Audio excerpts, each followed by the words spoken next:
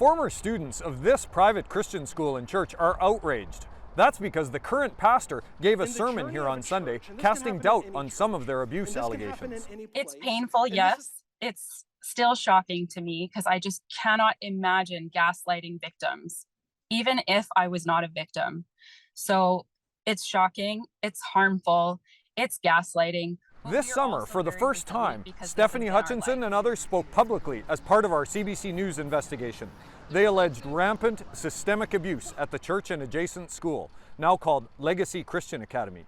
Those allegations included violent corporal punishment, solitary confinement, psychological manipulation, and rituals such as exorcisms. More than 30 former students have now launched criminal complaints and a lawsuit. Sunday, Mile 2 church pastor Brien Johnson gave a sermon and posted it on the church's YouTube channel.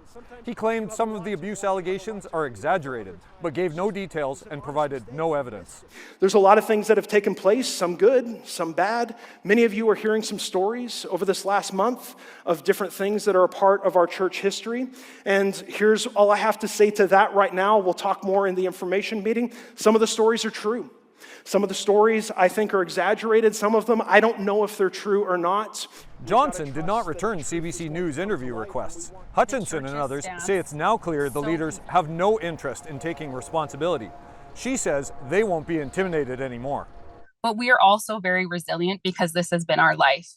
So I think that there are people out there who are feeling minimized by this kind of sermon. Know that there are almost 100 more who absolutely support you and believe in you and don't believe you're exaggerating.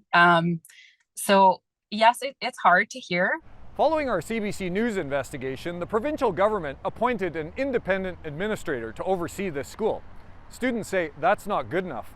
They want the school closed down, or at least have the provincial government suspend the roughly $700,000 in annual public funding that goes to the school.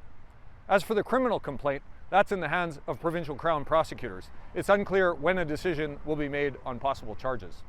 Jason Warwick, CBC News, Saskatoon.